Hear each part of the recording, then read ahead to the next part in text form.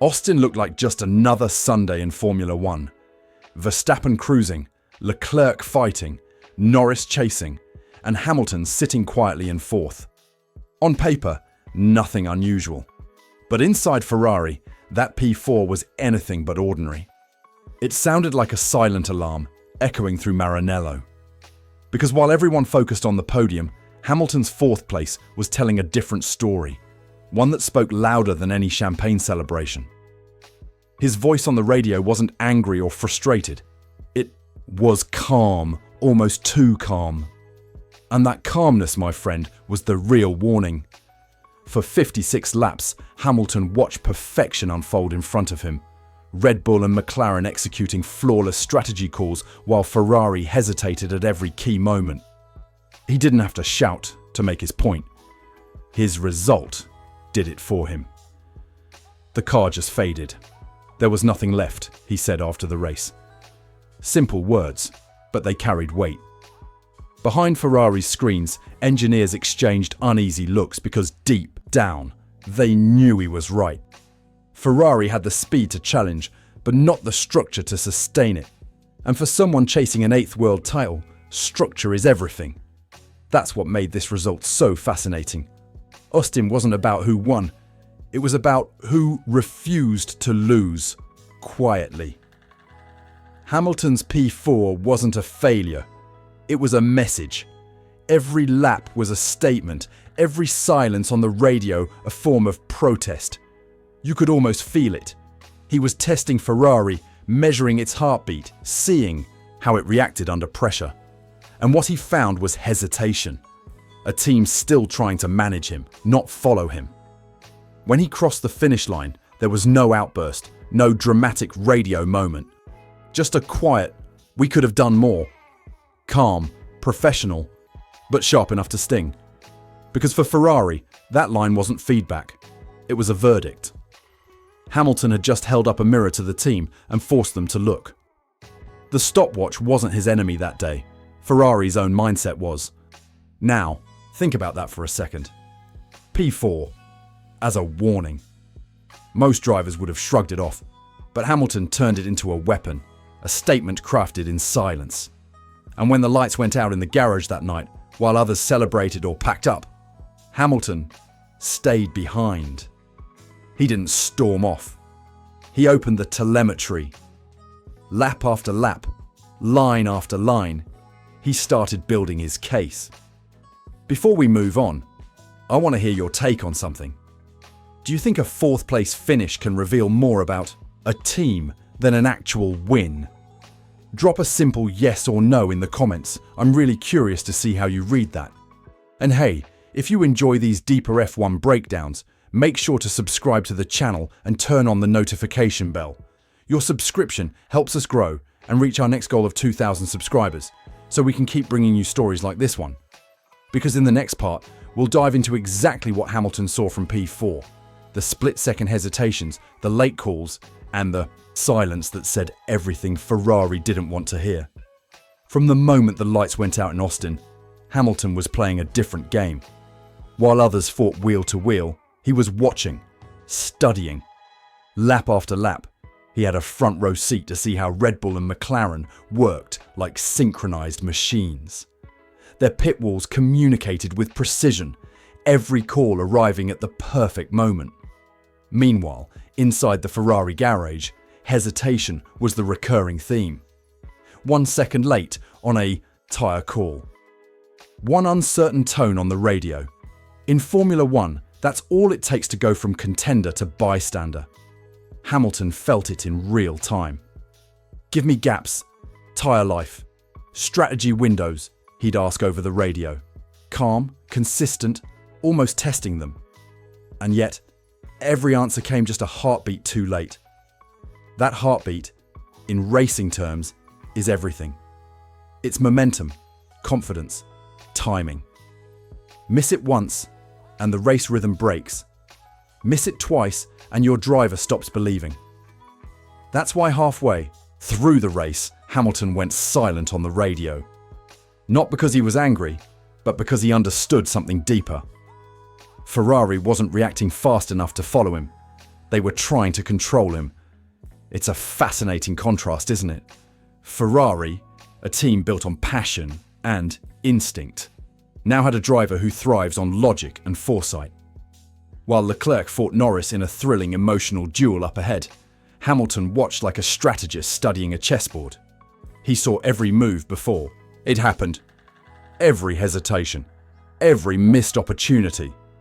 When Ferrari told Leclerc to manage tyres or hold position, Hamilton could hear the fear in the subtext. It wasn't control, it was damage limitation. And that's when the difference between Red Bull, McLaren, and Ferrari became painfully clear. The top teams don't manage to avoid losing, they manage to win. Ferrari, on the other hand, managed to survive. Hamilton knew that mindset the moment he felt it. He'd seen what winning systems look like: Mercedes, McLaren in their prime, the structures that breathed trust instead of panic. At Ferrari, he was sensing hesitation where confidence should live. As the laps wound down, Hamilton didn't push recklessly. He gathered information. Tyre drop-off points, fuel adjustments, temperature spikes, all mental notes stored for later. He wasn't driving just for P4. He was conducting an analysis. Each lap, a line of data. Each silence, a statement. Because this wasn't a driver defeated. This was a strategist building a case for change. By the time the checkered flag fell, Hamilton already knew exactly what he would say and what he wouldn't in the debrief. He wasn't just collecting data, he was collecting proof. Ferrari didn't lose that race because of speed. They lost it because of timing, trust, and structure. And that's what Hamilton would soon show them, not with emotion, but with evidence. Before we move on to that part, let's settle something. Which do you think matters more in Formula One? Raw speed or split-second strategy? Drop your answer in the comments. I'll be checking what you all think. And if you're enjoying this behind-the-scenes breakdown, make sure to like the video and subscribe to the channel. Your support helps us reach our next goal of 2,000 subscribers, so we can keep uncovering stories the cameras don't show. Next, we'll dive into that Monday morning in Maranello, when Hamilton walked into the debrief with evidence, not excuses. When Monday morning came, the mood inside Maranello was tense. Everyone knew what was coming. Hamilton didn't arrive with a speech or a list of complaints. He arrived with data. A quiet man carrying a race report that could shake an entire structure. No entourage, no dramatics, just him, his notes, and a hard drive full of answers to questions Ferrari hadn't dared to ask. When the debrief began, he didn't talk about emotions or opinions. He talked about patterns. He started by showing where Ferrari lost time, not in straight-line speed or grip, but in decisions. 3 pit calls, each delayed by a few seconds. 2 key communication gaps between driver and engineer, and 1 strategic hesitation that turned a potential podium into 4th place. On the screen, the telemetry told the story clearly. Every hesitation showed up as a red spike. Every lost second, a scar in the data. The room went silent. No one interrupted, not even Vasseur. Because in that moment, Hamilton wasn't just a driver. He was an architect dissecting the foundation of the team. He walked them through the laps, step by step. Here, he pointed, we stayed out 2 laps too long on softs. You can see the tyre degradation curve flattening. Then another slide. Here, we missed the DRS window because the call came 2.4 seconds too late. He wasn't angry. He was surgical. The tone was calm, but every sentence hit harder than a shout. Because this was truth, not opinion. And the truth was brutal. Ferrari didn't lose performance. They lost precision. That's what separates Hamilton from most drivers. He doesn't just feel when something's wrong. He can prove it. That's why his debriefs are legendary. At Mercedes, engineers built entire systems around his feedback. Now at Ferrari, that same approach feels like disruption. For a team that's used to managing emotion, facing a driver who brings evidence can feel like a revolution. As the slides kept rolling, Hamilton's point became crystal clear. Ferrari's weakness wasn't the car, it was the mindset. Small hesitations that multiplied into lost seconds. And in Formula One, seconds are lifetimes. When he finished, he didn't say, "You need to do better." He simply said, "We can fix this, but not if we keep fearing mistakes." The line hung in the air like a challenge. It's easy to imagine what that felt like for Leclerc, sitting just a few seats away, arms crossed, hearing someone finally put words to what he's probably felt for years. But Hamilton wasn't there to vent. He was there to build. Every word, every data point was part of a plan to restructure Ferrari from within. And that's what makes this story so compelling. You can see how a single debrief turned into a quiet cultural shift, one that could redefine the team's future. Ferrari realized that Hamilton hadn't joined them to adapt. He joined to transform. So let me ask you, if you were in that debrief room, sitting across from Hamilton as he laid out that evidence, how would you have reacted? Shocked? Inspired? Maybe both? Tell me below. I'd love to see your take. And if you're enjoying these in-depth breakdowns, make sure to subscribe to Fast News F1 and enable notifications. Your support helps us reach our next goal of 2,000 subscribers and keeps this kind of detailed storytelling alive. Because up next, we'll go deeper into that transformation, the quiet tension growing between Hamilton's logic and Ferrari's tradition, and how that clash might change everything inside Maranello. Inside Maranello, change doesn't happen overnight, and certainly not without resistance. After that debrief, the atmosphere inside Ferrari's headquarters felt different. Engineers whispered in corridors. Strategists replayed Hamilton's radio from Austin again and again, trying to decode every pause, every tone. They weren't just reviewing a race, they were reviewing a philosophy. Because for the first time in years, someone had walked into Ferrari and questioned the very foundation of how the team thinks. Hamilton's presence was subtle but seismic. He didn't raise his voice. He didn't demand obedience. He simply introduced a new kind of leadership. One built on precision, not politics. "You can't win if you're afraid of being wrong," he'd said during that meeting. A single line, but it hit harder than any criticism. For a team that's lived by loyalty and hierarchy, that sentence was like a thunderclap. Ferrari had always been guided by emotion, legacy, and the instinct to protect the Scuderia's image. Hamilton, however, came from a different world. One where performance speaks louder than pride, and not everyone knew how to handle it. Charles Leclerc sat 3 seats away during that debrief, silent, arms folded, watching a man do what he had never been allowed to do, challenge the system openly. He wasn't angry, more uneasy, because deep down, Hamilton was saying out loud what Leclerc had been feeling for years. The difference was, Hamilton wasn't asking for change, he was initiating it. Leclerc had always been Ferrari's loyal heart, the emotional core of the team. But Hamilton was becoming something else entirely, its mind. Meanwhile, Riccardo Adami, Leclerc's race engineer, found himself caught between two worlds. For years, his rule was simple: loyalty first, questions later. But Hamilton's debrief made him rethink everything. He replayed that race audio dozens of times, hearing how Hamilton never complained, never begged for solutions, just analysed, processed, adapted. That calm, calculated tone revealed what Adami had always suspected but never dared to voice.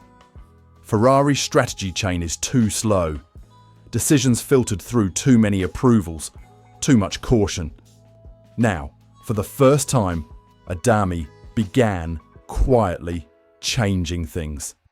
Sharper updates, shorter explanations, fewer "are you sure" moments. Because he understood that Hamilton didn't want reassurance, he wanted accuracy. And that realization marked a cultural, A shift. Inside Ferrari, loyalty had always meant defending tradition. But Hamilton was redefining it. Loyalty to him meant defending progress. That's a dangerous idea inside a place like Maranello, where history is sacred and reputation is currency. Yet somehow, that danger is exactly what Ferrari needs. Because when you've spent years living under fear of mistakes, the bravest act is to question the system itself. By midweek, small changes started to appear. Strategy briefings were shorter, communication channels tighter. Engineers started quoting Hamilton's debriefs like they were gospel. It wasn't out of fear or authority, it was clarity. For the first time in years, Ferrari's decisions began to sound deliberate instead of reactive. The old hierarchy, the one built on tradition, was starting to bend toward logic. And that's the storm Hamilton brought to Maranello. A quiet one, but powerful enough to reshape everything it touches. You can feel it. The same way you can sense when a car has more to give before it even hits the limit. Hamilton's influence isn't about control. It's about clarity. And clarity in a team like Ferrari might just be the most radical thing of all. But what do you think? Can Ferrari really change its culture? Or will its tradition always pull it back to the past? Let me know in the comments. I want to hear your take. And if you're enjoying this look inside F1's most fascinating transformation, make sure to subscribe to Fast News F1 and turn on the notification bell. Your support helps us reach 2,000 subscribers, so we can keep telling the stories that reveal what's really happening behind those red garage doors. Up next, we'll talk about what this quiet revolution means, not just for Ferrari, but for Formula One itself. Because Hamilton's control of the narrative may already be changing the sport's balance of power. Ferrari has entered a new phase, one that's quieter, sharper, and far more dangerous. From the outside, you wouldn't notice it right away. The team still wears the same red, the same proud crest, the same legacy. But behind closed doors, everything feels different. The engineers who once waited for approval now act with purpose. The strategists who second-guessed every call now move faster. And the reason is simple. Lewis Hamilton. In just a few months, he's shifted Ferrari's focus from fear to facts. He's not the loudest voice in the room, but somehow his presence commands it. People listen when he speaks because he doesn't talk about feelings or mistakes. He talks about solutions. He doesn't want reassurance. He wants data. And slowly, that mindset is spreading through Maranello like fuel through an engine. You can see it in the way the team debriefs, in how calls are made on the pit wall, and even in how engineers respond during races. It's no longer about avoiding blame. It's about executing cleanly, decisively, and with purpose. Of course, that kind of change doesn't come without tension. For Leclerc, Hamilton's arrival has been both inspiring and unsettling. He's still Ferrari's heart, emotional, loyal, fearless. But now he has to share leadership with someone who leads through structure, not passion. It's two philosophies under the same roof. Leclerc's instinctive fire and Hamilton's surgical precision. If Ferrari can balance those forces, it could become unstoppable. But if it can't, internal friction could resurface. The same kind that's haunted the team for decades. And that's where this story becomes bigger than just Ferrari. Because Hamilton's influence isn't just reshaping one team, it's sending ripples through all of Formula One. Teams are watching how Ferrari responds to this cultural overhaul. Can a structure built on emotion be rebuilt through logic? Can a team known for tradition adapt to a driver who's rewriting the rulebook from the inside out? Those are the questions that could define the next few seasons, especially with 2026 on the horizon. Hamilton has done what few could ever imagine. He's made Ferrari his project, not just as a driver, but as a reformer, and the results are already showing. Every debrief, every analysis, every moment of silence adds another layer to his control of the team's rhythm. Ferrari doesn't manage Hamilton anymore. Hamilton manages Ferrari. That's a sentence that would have sounded unthinkable a year ago, and yet, here we are. So as the countdown to the next race begins, the question isn't whether Ferrari can give Hamilton a winning car, it's whether Ferrari can keep up with the man driving it. Because if there's one thing Austin proved, it's that even in fourth place, Hamilton is rewriting what leadership looks like in Formula One. And now, I want to hear from you. Do you think Hamilton can truly transform Ferrari from the inside and bring them back to championship form? Drop your thoughts in the comments below, and let's talk about it. If you've enjoyed this deep dive, make sure to subscribe to Fast News F1 and enable the notification bell. Your subscription really helps us grow and reach our goal of 2,000 subscribers, so we can keep bringing you more in-depth stories like this one. Because while the world saw a P4 finish, you and I now know the truth. Austin wasn't just a race. It was the birth of a new Ferrari, built around one man's vision.